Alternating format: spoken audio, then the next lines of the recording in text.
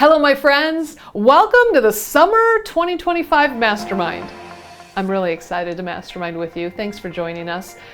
You might be asking, what's a mastermind? Oh, very good question. A mastermind is a time that like-minded people come together to master something together, master content. So what we're going to do is actually kind of going to be like a book club on steroids, because we're going to master the new book, Winners Are Quitters, The Art of Thinking Differently. Have you bought your book yet? If you haven't bought the book, definitely go to the show notes and click on the link to purchase your book, because every week we're going to have a different assignment, a different number of chapters to read. And when I come back together with you, I'm going to dig into the content even a little deeper. We're going to maybe even ask some questions that aren't in the book to help relate and apply the content to your life. So thank you for joining us. I hope that you come back every single week and even go back and listen to the old episodes if you missed any. I'm excited to learn and grow with you. Thank you for joining us for the first mastermind session of this summer of 2025. I'm really excited to master this content with you. We are reading together Winners Are Quitters, The Art of Thinking Differently. If you haven't ordered your book, definitely do that, because these sessions are going to be talking about the different chapters in the book. And I am ready today. I am ready with some really good questions. So this week's assignment was to read the beginning of the book all the way through chapter 1. So just starting at the beginning, I always encourage you to pay attention to the second page, the dedication page. It's dedicated to my mom and dad. So just some love words that I share there. Then also moving on past the table of contents, you're going to find some reviews and testimonies. You can also go out to Amazon at any time and see the most current reviews. People are adding reviews all the time. And then there's the foreword. The foreword of the book. Do you guys read these pieces of a book? Now that I've written a book, I do read these pieces. But I definitely want to encourage you, please, please, please read the foreword of the book, because the person who wrote the foreword, his name is Mark Cole. Mark is the owner and CEO of the Maxwell Companies. John C. Maxwell is a leadership guru. Mark Cole is now the owner of the companies and the CEO, and he's a friend of mine. And I'm so honored and so privileged to have him write the foreword of this book. So Mark, thank you. Thanks for investing in me and my book as well.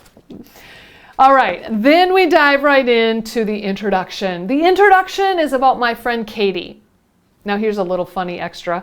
I had a few people, including my aunt, I love you, Aunt Joanne, who was a little confused with the introduction, because Katie spells her name very similar to how I spell my name. I just have an extra letter. I have an H to make it Kathy. This is not about me. The introduction's not about me. It is about somebody else. Her name is Katie. Katie is my friend who's a fighter, who has fought through cancer, who's a victor, who has conquered through mindsets. Katie's got a great quick story here in the beginning of the book. So to start out the mastermind, by the way, if you love this process that we're going to do today, make sure you share this video with your friends. Make sure you share this whole mastermind opportunity with your friends, because some of these questions I'm going to ask you they're going to get deep with you. You don't have to share your answers with me or anybody else, but it's for your growth. So go get yourself a really beautiful notebook or journal and a wonderful pen, and pause the video as I'm asking questions. Pause the video, write down your answers. I mean, it might take you a few days to get through all the questions, because sometimes our brain just needs to think a little bit. So here in the introduction, while we're talking about Katie and her story, my first question for you, Katie said that cancer gave her permission to think differently. What life experience has challenged your perspective or values? Now, the whole book is about a huge experience that I had at a very young age that challenged me to think differently.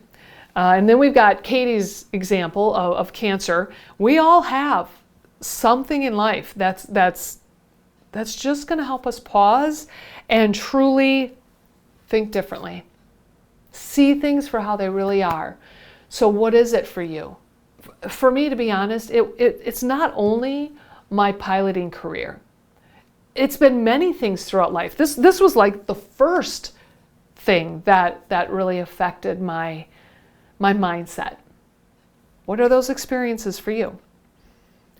Okay, question number 2, related to introduction chapter. In what ways have you felt the need to conform to others' expectations rather than embrace your own strengths?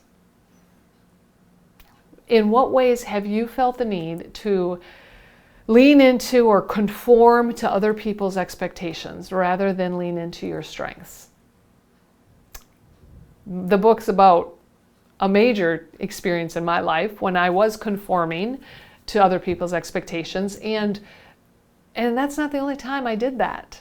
I especially writing the book, I was able to reflect back and see many times in my life where it's almost like a habit, a mindset habit that I've really had to change. So for starters, let's just think back and recognize, what are those moments for us? We might see a pattern here. All right, and then question number 3. Question number 3, if you gave yourself permission today to think differently, what would you stop doing?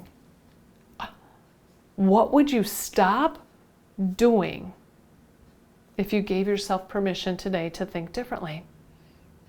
I have this little motivational quote flip calendar. Every day it gives me a different question or a different quote. Well, this was just a few days ago. What is one thing I can remove from my life that would improve it? Do you see a trend here, right? We need to think about not only our goals and what we want to do, but we also have to think about what should I stop doing? What should I stop doing? Now, when I saw this a few days ago, I thought, okay, there's doom scrolling, there's binge watching. I mean, that's just a waste of time. There's even some books that I've gotten what I wanted out of it, and I'm really bored with them now, so maybe I should stop reading that book. I mean, who does that? I do. It's okay. I'm going to move on to a different book. What is the thing that you need to stop doing? How do you need to think differently? Okay, let's go on. Let's go on to chapter 1. Chapter 1, big quitting. Whew. I tell a story of my big quit. At 16 years old, my big quit. So my first question that I have for you is, let's reflect on an activity or even a goal that you've pursued for the attention or praise of others. Have you ever done that? Have you ever done something for the attention? Something for the praise of others? I mean, flying airplanes at 16 years old gave me great attention with the boys at school. Hello? Have you ever done something like that? Okay, here's the question. How did it impact your motivation and well-being? How did it impact you? How did it impact your motivation and your well-being? It's usually really motivating for a time. But over time, well, that's your well-being. How did it impact you? Maybe you're in the middle of it right now. Maybe you're reflecting on something that you're taking part in right now. How is it affecting you? We have to think about these things. We have to think into these things. Okay, question number 2 that I have for you related to chapter 1. How do you respond to this question? Why are you doing what you're doing? Easy as that. Why are you doing what you're doing? And is your answer rooted in passion or obligation?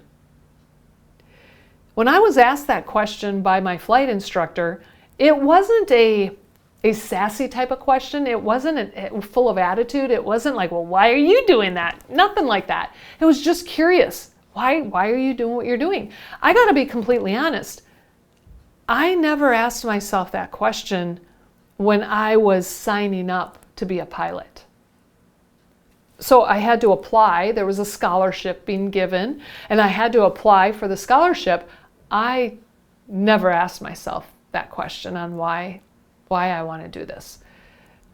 I grew up in a small town with a small school. If something was offered, I did it. I was always up for a new adventure and something to be a part of it. I did it. But what was my why? I asked this question at a conference where I was speaking, and it was a bunch of educators. And afterwards, somebody came up to me and said, you know what? I love what I do. I love my job. I love my career. It is my strength. But I've never asked myself, why do I do this?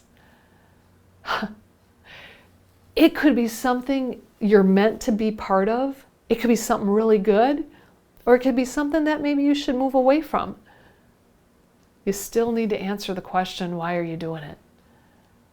Our why is what's going to keep us, or it's going to help us truly choose the best decision as we move forward. So maybe it's your career, maybe it's your hobbies, maybe it's your major, like what did you go to college for? Maybe it's whatever you volunteer for. You know, all of these activities that we participate in, they all deserve our attention. To just think about the why. All right, ready for question number 3? Here it is. Whew, this is a big one. What fear might you be masking with outward commitment or achievement? What fear might you be masking with outward commitment and achievement? You know, maybe there's the fear of missing out or the imposter syndrome. That's a fear of mine. I feel like maybe sometimes I'm in positions that I'm not qualified for. But what fear are you trying to mask with your outward doings, right? Your outward achievements, your outward commitment is really hiding something. It's so important for us to pay attention and define our fears. Definitely give a label to it, give a name to it so that we can deal with it. If it is a fear of missing out, or maybe it's a fear of not knowing or not being the best, let's figure that out. Let's label it, let's name it, and let's work against it. Because that's not going to keep us there.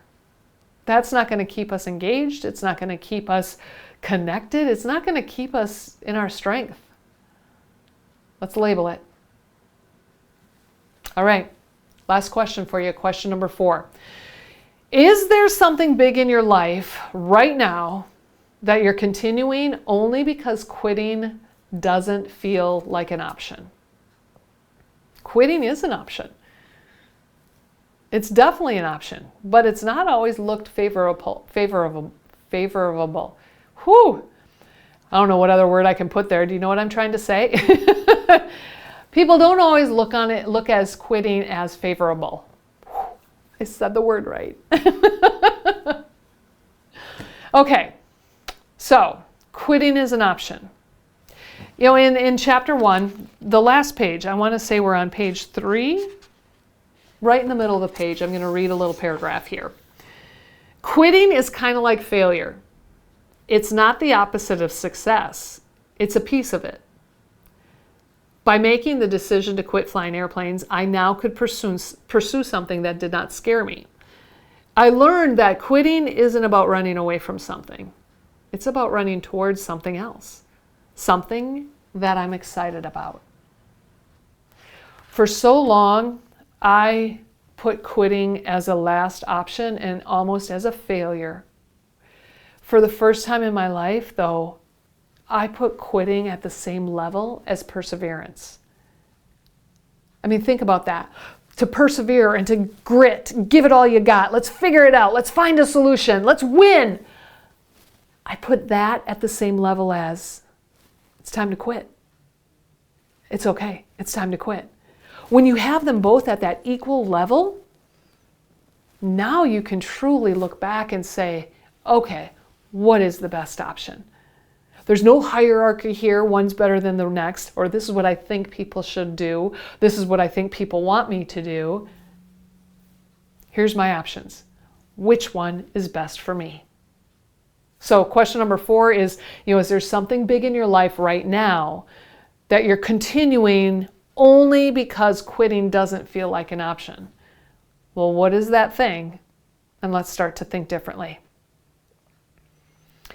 Hopefully, you have that notebook. You've started writing down the questions. You started writing down the answers.